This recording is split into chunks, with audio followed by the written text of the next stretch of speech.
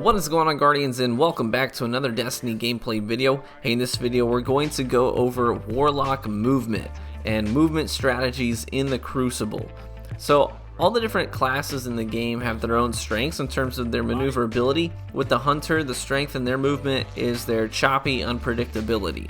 So the best hunters in the game manipulate those double jumps, those controlled jumps, to change directions midair, to throw off your opponent's target acquisition. A lot of people, some of the best hunters in the game, use Shade Step to move in one direction, and then coming out of Shade Step, they jump with a controlled jump back in the opposite direction, and it really makes them hard to follow. So their strength is in their acrobatic agility. With Titans, the strength in their movement is honestly their raw speed. They can close gaps really fast. They're like a ramrod, and some of the scariest Titans in the games are the ones that are the best at manipulating that speed. And then with the Warlock, the strength in the Warlock's movement, though, is different. It's in the fluidity of their movement. It's the unbroken, smooth movement that they can have across vertical and horizontal spaces. So gunplay and movement can happen simultaneously with a Warlock, and that's really the strength in the Warlock, is that fluid motion and learning how to control that motion and use your weapons while you are in that movement. So the very first thing that you're going to want to do is equip Focused Burst in your glide option for your Warlock. You definitely want Focused Burst because it's going to give you this little push of speed. And so the sooner after your initial jump that you activate Glide, the more vertical propulsion you're going to get out of it.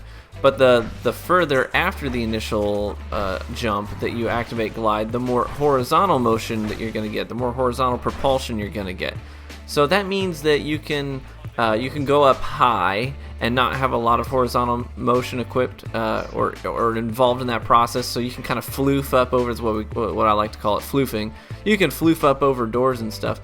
Or if you want to move horizontally more quickly, you can do what's called Warlock skating, and that is activating your glide a little bit after your jump, more on the descent, like a little bit after the apex of your jump. And so what that's going to allow you to do is actually go across distances faster than if you were just typically sprinting. It's not as fast as a Titan, but it is faster than just sprinting. You can see traveling across this distance here, you're shaving off a full second at this. This is the distance at which you shave off a full second when Warlock skating. You will consistently shave a second off of your time going across this distance when you're using your Focus Burst Glide just after the apex of the initial jump. So you can use that to your advantage to get around the map quickly, to close gaps quickly, to get away from opponents quickly. And as you start to understand the mechanics and dynamics of the glide, that's really going to open up a lot of options for you in terms of your mobility as a Warlock.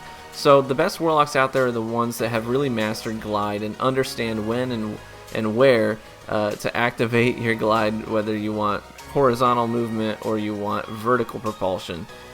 So practice if you are not familiar with the mechanics of glide. I know this is pretty basic, but this is honestly this is the core to movement on a Warlock, whether you want to skate or floof. There's skating and floofing. And floofing is good for baiting and baiting around corners and through doorways, but Warlock skating is great for closing those gaps or creating gaps. So one of the best things you can do as a Warlock in your movement is starting to add variety in your movement. So mix it up a bit, throw in some high approaches, some low approaches, some fast approaches, some slow approaches.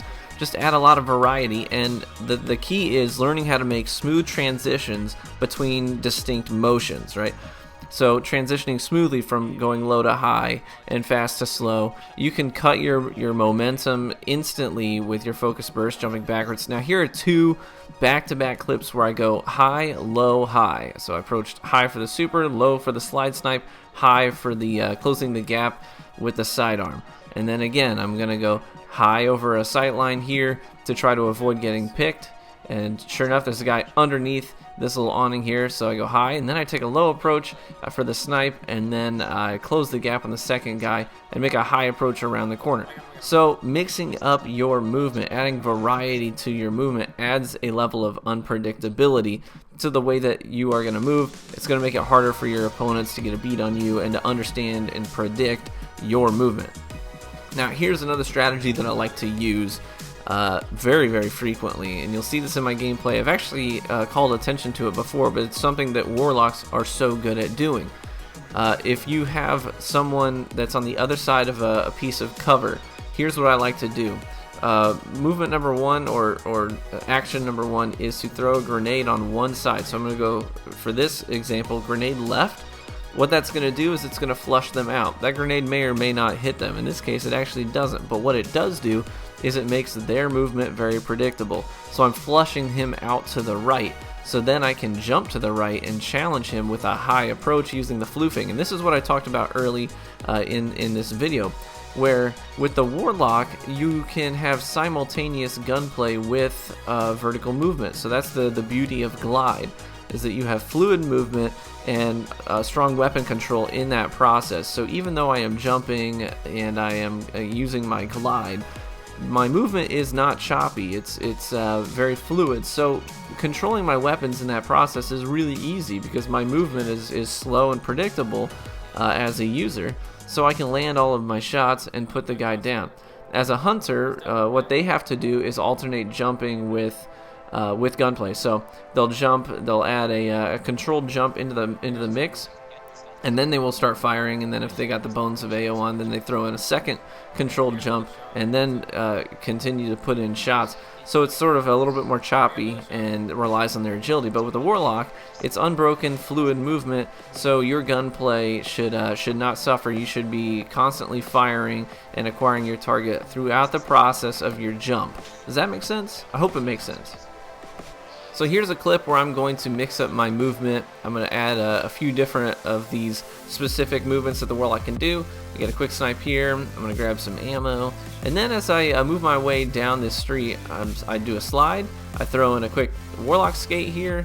I slide after, well, first I jump, then I slide, and then floof, right? And then again, I'm going to floof again up over cover to create a new sight line to close the gap on the last guy. Here you see the Warlock floof in action. I'm getting pushed from one side. I already took some damage. Guy on my left, I read the radar. I floof directly over the door, so that when he comes through that doorway, he has a lot of movement that he has to make before he can acquire his target, right? When I hug the wall like that, when he comes in, he can't see me from the other side of the door, so he has to come in to engage me. And luckily he didn't have a grenade cooldown. He couldn't throw a grenade in first, because he had thrown his Axion earlier, and so had I. So he has to push in with his weapons to close the gap on me. But as I hug that wall, he can't see me unless he comes into the room and then pulls a 180, basically. So I have the advantage dramatically, and that helps me win that one-on-one. So some of the best advice I can give you is these specific Warlock movements: the skate, the floofing, and then even things that other classes can do, obviously, like the slide, using your vertical space and sort of negative space in that capacity. But throwing all of these, look at the slide, and then jumping and floofing, and using, I go a quick double tap there with those jumps to give me a quick vertical boost, and it makes closing that gap easy and throwing off his target acquisition easy. So some of the best advice I can give you is these individual movements, mix them up, learn how to make smooth transitions between them, and you're going to be a lot less predictable for your opponent, and you're going to have a lot of sort of different skills in your wheelhouse that you can employ when you are engaged in the Crucible. So here's some one-on-one. This is some 1v1 action here. This is a really good way to practice movement on any class, any subclass at all, and any build that you've got going on, 1v1s, because that's really what, that's what Crucible comes down to. Are you winning your one-on-one engagements more often than not? So you just need to focus on outplaying normally, especially in like trials and stuff like that. You need to focus on outplaying one player at a time, and then moving on quickly to the next engagement cognitively. So these one-on-one environments like this, they eliminate all of the extra crap that you have to think about and worry about. All you're worried about is just outplaying one other person. So if you want to have good practice in getting your movement down on any character, come into a one-on-one environment with someone who has a similar skill level as you do. So they're going to challenge you. They're not going to be a punching bag, because a punching bag doesn't help you, right? You need to have someone who's going to challenge you and to be about your skill level, if not even a little bit better. And that's where you're going to get the best value out of it, and you're going to learn some new tricks. You're going to get a lot of practice in using your mobility against another player. So I would highly encourage you, if you really want to practice, get into some one-on-one environments and practice there. Practice. And it's not just good for you, it's good for the other player as well. They're getting the same kind of practice that you are. So that's a good way to even build up a little bit of chemistry with another person. So I highly encourage you to do that. Lastly, I'd really like to point you to some other extremely talented warlocks in the game. One of the best ways that you can grow and learn more about warlock movement and strategies is to watch them in action from other talented players. The first one I would point you to is a guy named Anbu. Anbu is an extremely talented player, competitive player in the competitive scene of Destiny. He has been on the winning team, winning tournaments and stuff. So extremely talented warlock. He plays Voidlock extremely well. Go check him out sometime. I'll put the link in the description. The second one I would tell you to go watch is a young player named Lil Sonic. And Lil Sonic is incredibly good as a warlock. So please go check these two guys out. You will not regret it. Their gameplay is top notch, and you'll definitely learn something just by watching them. So I'll leave the links to both of their Twitches in the description box. I hope this video has been helpful, guys. Hopefully you can get a handle on your warlock movement and improve your game in the Crucible. So thanks for stopping by, guys, and we'll catch you in the Crucible.